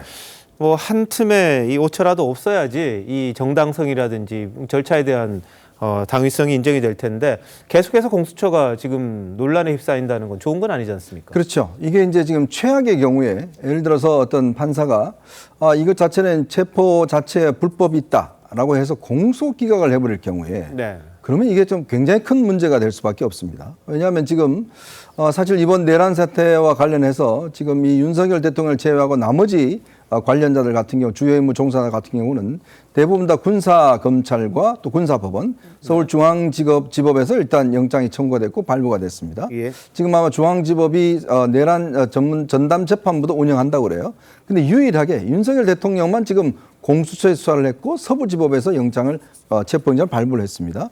근데 문제는 뭐냐면 만약에 지금 공수처에 대한 내란죄 수사 여부에 대한 문제, 또 그다음에 체포영장 발부의 어떤 적법성 문제, 그다음에 이제 구속영장을 청구할 경우에 이거에 대한 적법성 문제, 이게 만약에 나중에 쌓여서 재판부로 넘어갔을 경우에 재판부 봤을 때 이거 자체는 불법 수직 정보라든지 독수 독가다 뭐 이렇게 됐을 경우에 자칫하면 공소 자체가 기각될 수 있는 가능성이 있다는 거죠. 자, 그렇기 때문에 워낙 이 현직 대통령에 대한 수사이기 때문에 한 틈의 어떤 빈틈을 줘서는 안 되는데 문제는 공수처가 첫 단추를 잘못 끼임으로 인해서 계속적으로 이런 논란들을 불러일으키는 것이 아닌가라는 그런 우려가 있습니다. 뭐 공문을 위조했다 이런 이야기까지 나오면서 공수처에 대한 불신이 좀 커지고 있다 이런 지적도 좀 나오고 있는 것도 현실입니다. 자, 김영주 의원님 보실 때 공수처가 왜 이렇게 적극적으로 나선다고 보십니까? 그동안에 실제로 조직이 만들어졌습니다만은 제 역할을 한 적이 없고 또 여러 가지 어떤 영장도 기각이 되거나 실질적인 성과가 만들어진 게 없기 때문에 이번에는 어쨌든 이 사건을 통해서 공수처의 존재를 국민들에게 각인시키는 그런 과정이 있다라고 생각이 들고요. 그렇기 때문에 사실 공수처가 있음으로 인해서 혹은 공수처를 만들어가면서 민주당이 제대로 된 어떤 역할 분담까지는 좋았습니다만은 빈틈이 있는 거 아닙니까? 지금 현재도 누가 이 내란죄를 수사하느냐에 있어서 입장도 갈리는 것 같고요. 이제 그런 부분에 있어서 혼란이 있습니다만은 이번에는 조금 자기 조직의 존립에 기로에 서 있다. 그래서 강성으로 수사권을 가져갈 수밖에 없는 입장이 아닌가 그렇게 봅니다. 자, 지금 막 들어온 사진인데요. 윤석열 대통령이 구치소로 이동하는 장면입니다. 차량 안에 탄 모습이 취재진의 카메라에 잡혔는데요. 다소 좀 굳은 표정, 또 수척한 모습 이게 보이고 있네요. 입은 굳게 닫고 있고 상당히 어떻게 보면 착잡한 그런 표정을 짓는 듯한 그런 모습도 보이고 있는데 이현종 의원, 지금 심정이 어떨까요? 지금 표정을 보니까 굉장히 아마 피곤해 보이는 것 같습니다. 특히 아마 어제 밤에 잠을 한숨도 못 잤다고 그래요. 아마 새벽까지 계속적으로 이 상황을 점검을 했었고 오늘도 하루 종일 지금 일단 이 굉장히 긴장 상태에 있었던 거 아니겠습니까? 그래서 본인이 나올 때 마지막으로 본인의 반력이 아니었던 토리를 한번 보고 나왔다는 거 아니겠습니까? 아마 착잡했을 겁니다. 검찰총장으로서 검사로서 남은 수사를 해봤지만 본인이 수사를 받아본 적은 이번에 처음일 거고 또 구치소도 많은 사람을 보내봤지만 본인이 사실 거기 간다는 것은 참 상상도 하기 어려운 일 아니겠습니까? 또 그런데다가 지금 본인이 하루 종일 지금 묵비권을 행사하다 보니까 또 수사에 대한 어떤 피로도가 높아지고 내일 아마 이제 다시 해서 사전영장이 청구가 될 것 같은데 이제 그런 어떤 부분들을 총괄적으로 봐서 꽤 아마 피곤하고 힘든 그런 상황이지 않을까 싶습니다. 자, 윤 대통령 모습이 상당히 피로감을 드러내는 그런 듯한 모습입니다. 근데 지금 윤 대통령의 변호인단은 구속 체포 적부심인가요? 구속 적부심, 체포 적부심을 신청한다 이런 얘기가 나오는 것 같은데 자, 설 변호사님 이건 어떻게 받아들여야 됩니까? 그러니까 이제까지 이 체포영장에 대해 상당히 불법적이다. 서부지방법원에서 발부받은 체포영장 불법적인 영장이다라고 계속 주장을 해왔거든요. 근데 저도 아까 저녁 뉴스까지는 확인해봤을 때는 체포 적부심을 청구한다 안 한다에 대한 명확한 얘기가 없었는데 만약에 청구를 당연히 지금 윤석열 대통령 측의 변호인단에서는 해야지 논리적으로 맞습니다. 어떤 이런 것 같아요. 이러한 체포영장에 대한 불법성을 다시 한번 따져볼 수 있는 것이고 그걸 사전적으로 판단할 수는 없습니다. 이것은 체포가 집행이 된 다음에 그 다음에 적부심을 통해서 어떤 체포영장의 불법성을 가릴 수가 있는 것이거든요. 그렇다고 한다면 지금 영장을 청구해서 아마 체포 적부심을 내일이나 모레 정도 아마 바로 심리가 가능할 것으로 보이고요. 이 부분과 관련해서 이제 법원에서의 판단 내용을 한번 지켜봐야지만 지금 대통령 변호인단의 어떤 입장이 뭐 어필하는 것이 이러한 이의 제기가 적당한 것인지 적법한 것인지에 대한 판단이 내려질 것 같습니다. 자, 근데 서부지법에서 지금 체포영장이 발부가 됐잖아요. 중앙지법에 체포적부심 청구하는 것도 당연한 겁니까? 그건 좀 이례적인 것 같습니다. 이례적입니까? 보통은 발부한 법원에 어떤 적부심을 청구를 해서 근데 예를 들어서 영장 단독 판사가 한 거더라도 적부심은 합의부 3명의 재판관이 있는 데서 심리를 하거든요. 그렇다고 한다면 이걸 중앙지법에서 만약에 이걸 받아들였을 때 제가 봤을 때는 보통 이런 경우는 각하를 할 수도 있겠다. 관할에 대한 문제가 있기 때문에 그 부분도 한번 따져봐야 돼. 내일 아마 법리적으로 뭔가 좀 검토된 결과가 나오지 않을까 싶습니다. 그러니까 서부지법에 청구한 걸 왜 중앙지법에 하느냐? 우리 관할이 아니다. 그러면서 각하할 수도 있다. 이런 제 생각에는 취지이시군요. 자, 어떤 식으로 진행이 될지 한번 지켜봐야겠고요. 자, 이현정 의원. 오늘 윤 대통령은 SNS를 통해서 자신이 새해에 적었던 글을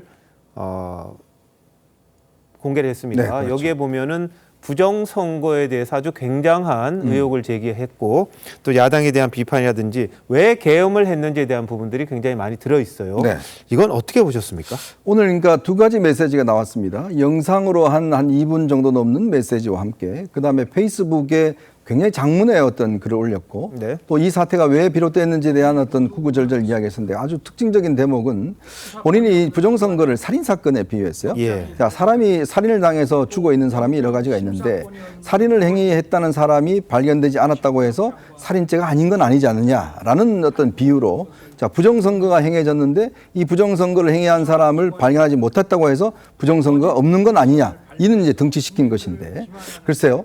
지금 저는 대통령이 조금 착각하고 있는 게 부정선거와 부실선거 이 2개를 좀 착각하고 있는 게 아닌가 싶습니다. 자, 부정선거는요.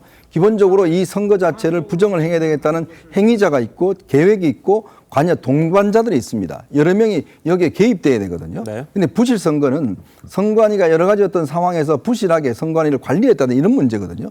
근데 제가 볼 때는 그동안 나왔던 문제는 선관위의 여러 가지 어떤 이 문제, 부실한 문제 이런 것들이 나왔지 실제로 부정이라는 것들은 뭔가 계획이 있어야 되고 실행자들이 있어야 됩니다. 그게 지금 밝혀진 경우는 없지 않습니까? 근데 그거를 마치 어떤 살인사건에 비유해서 한 거죠. 특히 대통령은 어떤 법률을 집행하는 사람이기 때문에 그렇다면 그 문제에 대해서 수사기관에서 증거를 수집하고 수사기관에 청구를 해야 되는데 그거를 어떤 면에서 보면 뭐 현재 할 수 없다라는 취지로 이야기를 하면서 법원 카르텔 때문에 못한다고 하면서 그러면 군을 동원해서 하겠다는 그 자체는 너무나 논리비약적인 일이 아닌가. 그러면 군을 동원해서 했는데 없으면 그때는 그걸 어떻게 하겠습니까? 계엄이라는 게 했다 안 할 수도 있는 건 아니지 않습니까? 그런 면에서 대통령이 어떤 부정선거에 대한 굉장한 집착과 어떤 면에서 보면 좀 편향된 생각들이 굉장히 이번 담화문에서 이번 글에서 꽤 많이 나타난 것 같습니다. 네. 근데 일부 보수 진영이라고 할까요? 이 부정선거에 대한 의혹 제기는 끊임없이 제기가 됐었고 여기에 상당한 근거가 있다는 걸로 투표 용지가 이상한 게 있었다, 붙어 있는 게 있다, 여러 가지 제시는 했었습니다. 그렇습니다. 예. 그럼에도 불구하고 이제 국정원이라든지 여러 차례의 어떤 법률적인 관계에 있어서도 사실은 해명이 됐죠. 그러나 이 문제를 올바로 푸는 방식은 사실은 선관위로 하여금 더욱더 여러 가지 어떤 암호 문제라든지 서버 문제라든지 부정선거를 못하게 하는 여러 가지 제도적 장치를 할 수 있는 과기부의 발주를 할 수도 있는 것이고 국정원의 시뮬레이션을 할 수도 있는 것이고 혹은 북한이 몰래 들어와서 이런 것을 해킹할 수 있는 부분에 대한 정기적인 조사도 할 수 있는 것이고 조금 그렇게 제도적으로 혹은 예산을 투여하면서 해결할 수 있었음에도 불구하고 그런 부분보다는 그야말로 방금 말씀이 있었습니다만 국방부를 통해서 군인들을 통해서 해결하려고 했던 부분이 다소 좀 대통령이 갖고 있는 본인의 권한을 충실하게 쓰지 못하고 다른 방식으로 썼다는 것이 좀 아쉬운 지점이 아닌가 그렇게 보입니다. 설 변호사님, 이게 지금 비상계엄을 선포하면서 이 부정선거 관련된 이야기를 했습니다. 근데 이게 내란죄 혐의를 지금 받고 있잖아요. 이게 연관이 좀 됩니까? 어떻습니까? 그러니까 비상계엄을 하면서 그러니까 군 병력을 활용을 하려고 했다는 것이거든요. 근데 그것이 내란죄에 있어서 어떤 우리 내란죄의 구성 요건이라는 것이 우리나라에서 일부 지방에서 어떤 국가 권력을 배제하기 위한. 근데 여기 국도 참전의 목적이라고 하는 참전의 목적 또는 국헌 문란의 목적이라고 하는데 거기서 문제가 됐던 게 이번 사건에서 국회를 대상으로 했다는 것이 문제가 되는 것이거든요. 국회의 어떤 그 권한 행사를 못하게 하기 위한 병력 출동이 있었기 때문에 이걸 가지고 내란죄에 해당하는 것은 아니냐라고 해서 지금까지 이제 뭐 대통령을 제외한 그 내란에 관여된 어떤 군장성들, 그다음에 경찰, 청정 서울경찰청까지 전부 다 구속 기소가 된 상황인데요. 이 부분 특히나 이게 왜 국회를, 그러니까 비상계엄을 하더라도 국회에 대한 권한을 제한할 수가 없음에도 불구하고 어떤 그 대통령의 지금까지 나오고 있는 보도 내용을 보면 국회의원들의 어떤 비상계엄 해제를 못하게 하기 위한 어떤 지시가 있었던 것은 아니냐, 이런 것들이 내란죄에 해당할 수 있다라고 이제 뭐 탄핵을 찬성하는 입장이라든지 아니면 지금 수사기관에서 그걸 혐의로 두고 지금 수사를 하고 있는 과정입니다. 예, 뭐 국회의원을 끌어내라 뭐 이런 말을 했다는 거, 거기에 대해서 윤 대통령은 사실이 아니다 이런 식으로 지금 부정을 하고 있는 그런 상황이기도 합니다. 하여튼 부정선거와 관련된 부분을 오늘 처음으로 공식적으로 이야기를 하면서 비상계엄을 할 수밖에 없었던 입장을 오늘 공개하기도 했었습니다. 자, 그런데 윤석열 대통령이 쉽게 나왔잖아요, 어떻게 보면. 그런데 왜 지금까지 그러면 이 충돌과 1000여 명이 동원되는 이런 사태를 그냥 방치하면서 했느냐, 왜 이렇게까지 버텼느냐, 여기에 대한 의문이 좀 제기가 되고 있습니다. 왜 그런 것 같으십니까? 그러니까 오늘 이제 대통령이 유혈 사태를 방지하기 위해서 내가 이제 자진 출두한다는 이야기를 했어요. 자진 출두와 체포영장 집행은 굉장히 다릅니다. 지금은 체포영장이 집행됐기 때문에 그 48시간 동안 강제로 인치를 할 수가 있는 거거든요. 자진 출두를 했다면 아마 오늘 그냥 집으로 기관을 했을 겁니다. 근데 아마 그거 협상 자체가 이루어지지 않아서 결국 이제 이렇게 됐는데 그렇다면 대통령이 어제 정진석 비서실장이 입장을 밝혔지 않습니까? 자, 제3의 장소에서 수사를 받는 게 어떠냐? 저는 이게 하나의 마지막 탈출구였다고 봅니다. 사실은 경호처가 굉장히 흔들리고 있었다는 거는 이미 나와 있었지 않습니까? 그러면 자기를 보호해 준다는 게 없을 줄 알면은 그러면 어제 정진석 실장이 이야기했듯이 뭔가 마지막 타협을 했어야 되는데 이런 지하에 거절해 버렸어요. 자, 그리고 오늘 이제 대거 경찰이 들어가 버렸지 않습니까? 그런 상황에서 자진 출두라는 이야기는 사실 성립이 하지 않는 거거든요. 왜냐하면 들어오기 전에 자진 출두를 했다라면 또 모르겠지만, 자, 그런 어떤 모순적인 상황들, 결국은 지난번 계엄 때도 이야기했지만 중과 부적에 의해서 어쩔 수 없이 사실 한 게 아니냐, 이렇게 또 추측이 가능할 것 같습니다. 자, 근데 김영주 의원님, 지금 윤 대통령이 뭔가 그래도 시간을 끌면서 버틴 건 뭐 지지층을 결집시키기 위한 거 아니냐, 뭐 이런 이야기도 좀 나옵니다. 뭐 여러 가지 목적이 있겠죠, 다목적으로. 그러니까 길게 보면 상대가 되는 이재명 민주당 대표의 2심 결과들이 지금 오늘 보니까 뭐 재판을 좀 빨리 하자, 3월 중순까지 끝내겠다, 다른 그 재판부는 다른 재판을 못하게 하도록 하겠다라고 했다면 말하자면 타켓하는 날짜가 3월 말 정도 된다. 그렇게 봤을 때 조금 더 본인이 여러 가지 시간을 끌므로써 조금 대선판을, 어차피 조기 대선이 된다 하더라도 조금 시간을 더 가지는 게 좋겠다는 의미도 있고, 또 한편으로 오늘 아마 마지막에 어떤 그 자당파 국회의원들에게 대화하면서도 나온 부분이 있습니다만은 어느 정도 버텨서 보수 지지층이 확보가 되고 지지율이 다시 올라가는 그런 효과도 본 거 아닌가라는 생각이, 충분히 그 과정을 통해서 본인의 어떤 계엄을 할 수밖에 없는 정당성, 오늘도 그런 말씀을 주셨습니다만은 내가 오히려 뭐 지금 2년 반 남아서 그만두더라도 오히려 그런 문제, 우리 사회의 이런 좌파 카르텔이 판치는 아주 불온한 사회가 되는 것을 문제 제기하는 것이 내 역사적 사명이다. 이런 부분이 일정 정도 자기의 공과를 다투는 부분이 아니었나라고 생각이 들고요. 또 하나는 저는 한편으로 보면 어제 그 얘기까지 정진석 그 비서실장 나왔습니다만 오늘까지도 경호처가 그렇게 형편없이 뚫릴지도 몰랐을 수도 있다. 그렇게 생각합니다. 생각보다 너무 1차, 2차 네. 저지선 물론 많이 숫자적으로 뭐 동원한 것도 사실입니다만은 그렇게 맥없이 공수처가 분열되고 이렇게 아무도 거의 디펜스를 하지 못하는 상황에 이런 것에 대해서 포기도 있지 않았겠냐. 그렇군요. 설 변호사님, 그 정권 재창출이란 말을 윤 대통령이 또 했습니다. 그런데 지금 그것과 인관해서는 이제 이재명 대표의 뭐 선거법 위반이라든지 위증교사라든지 이것에 2심이 지금 걸려 있잖아요. 네네. 어떻게 전망하세요?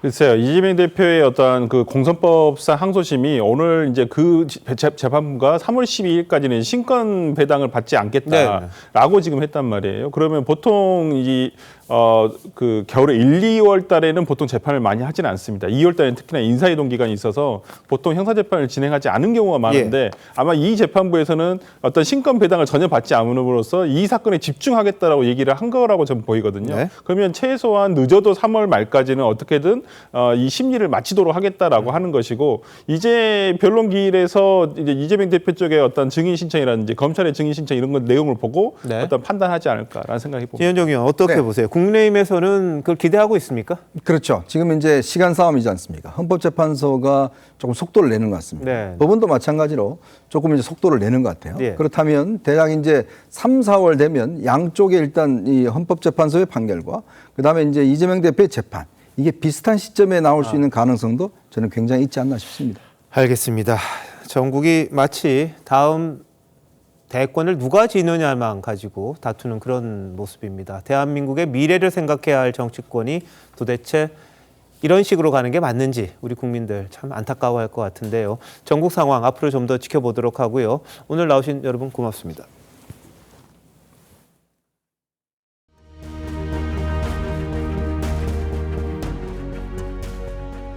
During our 1976 contest, Jimmy knew my political vulnerabilities, and he successfully pointed them out. Now, I didn't like it, but little could I know that the outcome of that 1976 election would bring about one of my deepest and most enduring friendships. 정치 라이벌을 향한 이렇듯 각별한 추도사가 있을까요? 지난주 거행된 카터 전 대통령 장례식에서 2006년 사망한 포드가 카터를 위해 생전에 써둔 추모사를 포드의 아들이 대독했습니다. 하지만 이보다 더 특별한 모습도 있었습니다. 바이든 대통령과 트럼프 당선인, 클린턴, 아들 부시 그리고 오바마. 생존한 전 현직 미국 대통령 5명이 참석했습니다. 서로를 비방했던 트럼프와 오바마는 나란히 앉아 웃으며 대화를 나눴습니다. 이들은 7년 전에도 아버지 부시의 마지막 곁을 함께 했었습니다.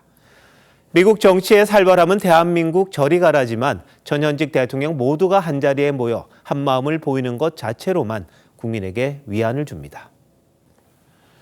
우리 상황은 너무나 씁쓸합니다. 이승만 대통령은 망명도중 쓸쓸히 숨을 거뒀고 박정희 대통령은 암살됐었죠. 전두환, 노태우, 이명박 대통령은 영어의 몸이 됐습니다. 노무현 대통령은 스스로 유명을 달리했고 박근혜 대통령은 헌정사상 처음으로 파면됐습니다. 2025년 1월 15일 오늘 대한민국은 새로운 대통령의 흑역사를 기록했습니다. 현직 대통령이 그것도 관저에서 체포당하는 수모를 겪었습니다. 요즘 워낙 초유의 사태가 많다 보니 별로 새롭지도 않습니다만 헌정사의 처음인 일이 또 일어난 겁니다. 광복 80년 역사에 온전히 남은 우리의 대통령은 손에 꼽을 정도입니다. 1950년대 미국 젊은이들 사이에서 유행했던 치킨 게임은 상대의 모든 것을 빼앗아야 자신이 사는 이른바 죽기 살기 게임입니다. 자동차 사고로 요절했던 배우 제임스 딘은 영화에서 벼랑 끝을 향해 질주했죠. 지금의 대한민국 정치가 이렇습니다. 막강한 권력을 지닌 대통령은 야당을 인정하지 않았고 국회를 장악한 야당은 대통령을 깔보며 서로의 힘을 과시했습니다. 극단의 길로 들어선 윤석열 대통령의 책임이 큽니다만 야당도 이런 지적에서 벗어나긴 힘듭니다. 자신만이 모든 걸 차지해야 하는 all or nothing 정치는 손을 봐야 합니다. 아니, 끊어내야 합니다. 위기의 또 다른 이름은 기회입니다. 1월 15일 앵커 칼럼 오늘 위기를 기회로였습니다.